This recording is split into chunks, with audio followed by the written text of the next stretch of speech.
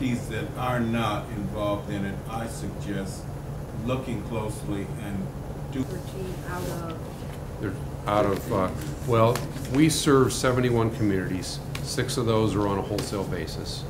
So now you're down to 65. There's 8 townships that we serve that can't participate through the JEDS statute. Okay, so we have 57 that we work with, or we could work with under these agreements. Okay. Now we have 2 other communities that have authorized their mayors to execute the agreements and have not yet done so. And then I think there's, Margaret helped me on this, I think we got about 10 or 12 that have legislation or some action pending before their city councils. I think Bay Village is one we were with just this week to talk to. Yeah. Are you ready to go? Okay, I hope this thing keeps working for me.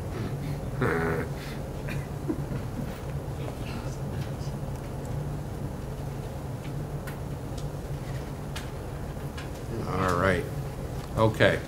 So let's talk about the asset transfer agreement. What you're agreeing to do is transfer all your water mains to the Division of Water. Okay. And we do that by using a map of the water system, so we don't have to engage surveyors and attorneys for the next 20 years writing legal descriptions. The whole system transfers via a map. It includes your appurtenances, the valves, the hydrants, service connections within the right-of-way, and the like. If you have any liabilities against your water system, we expect you to disclose that. And if there's land interests that come with the water main, we expect those to transfer as well.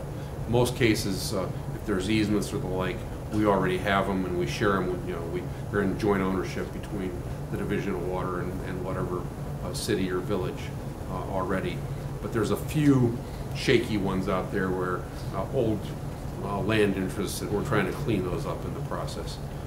Furthermore, some communities have borrowed money to replace water mains, and they've not yet repaid the debt. We ask that you hold on to those water mains until the debt's acquitted, and then transfer them, and we'll take the responsibility from there on. We don't want to assume anybody else's debt, liabilities, etc. Okay. The asset reversion clause, as I mentioned, if you decide to cancel the agreement after the 20-year period, the assets would revert to you. If we'd made investments in your water system, we would expect you to repay based upon depreciated value. I was asked the question I couldn't answer in Bay Village the other night, is it based on depreciated value of the asset or the improvements? It's the improvements. I've got that clarification in the meantime. Okay. And of course, once the assets transfer, we take on the responsibility for the cleaning and lining or replacement of the water mains. It's starting to tick me off. Okay. So what's the water main selection process? By the way, that's a picture of an unlined pipe. If you take a look at it, it's kind of gross, but it causes you and us fits, and your fire departments. Yep. So what we're proposing is a 5-year, $50 million investment in the distribution grid. We ask that you propose projects, because in most cases, where you've had repeated breaks, where it's causing fits with your streets, where your service directors or your fire chiefs are advising you that there's a problem. On top of that, we've got some decent break history, and we have a number of problem mains that we hope to identify as part of this process, and so we'll add that to the list. Once we have an assembly of projects, and we do, from the actually 12 of the 13 communities submitted project lists to us earlier this year after they executed agreements.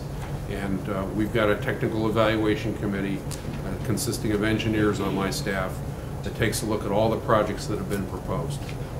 And we have an evaluation process, and I'll explain that in a minute, of what we look at.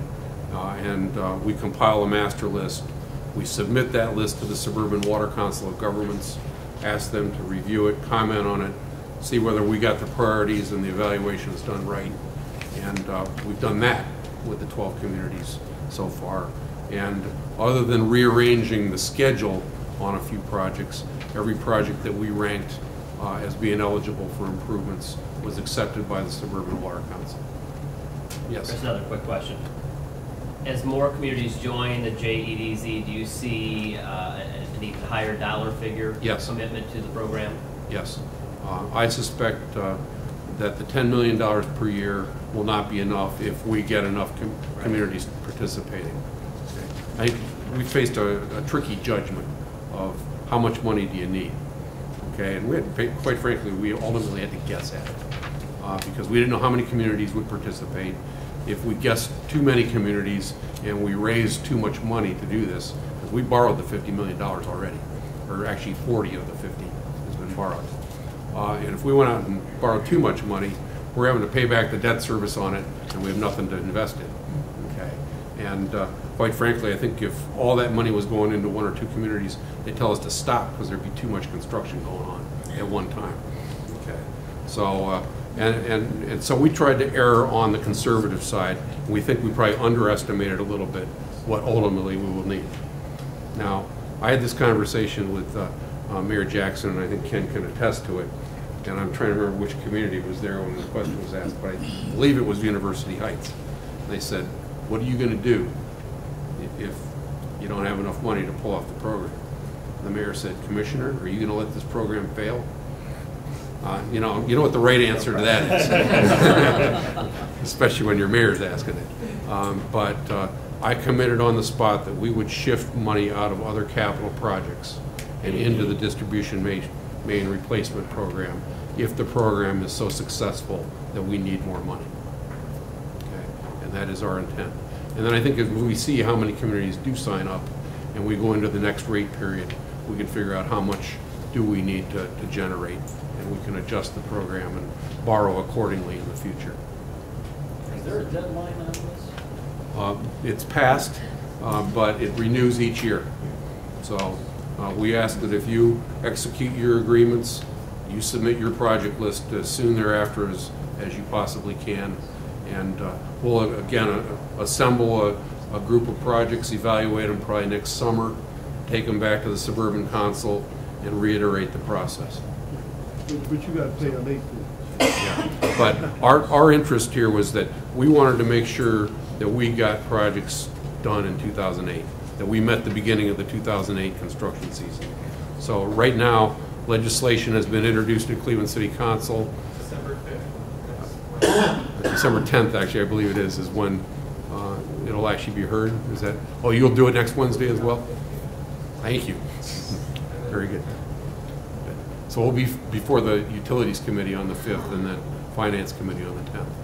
And that will authorize us to fund these projects and get them going. The other way we anticipate doing this is if you couple this with a roadway project, that we will simply write you a check after you've bid the project. Yes? On an earlier slide, you said you needed $2.8 billion for the replacement cost for all the suburbs. Yep. And there was $500 million just in unlined pipe. $50 million doesn't go very far when you look at that type of thing. So if every city signed on, you'd be broke immediately. Well, I don't think we'd be broke. Or nobody would be getting any projects in 5 years. Okay. Well, let's take a look at this. The $2.8 billion figure, that's a kind of a scare tactic. Let's put it out there. That includes pipe that was put in last year.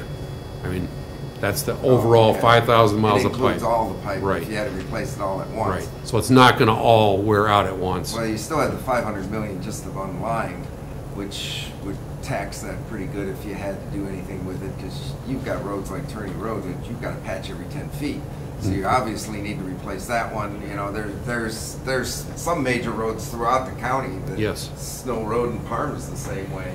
There's a patch every 10 feet there too. So you know you've got some major roads that are going to need work that's going to strip that right away. Yes. So I guess the way I looked at that is that if you had $2.8 billion and your pipe lasted for 100 years, which most of our pipes do, then you're looking at $28 million a year as worst case.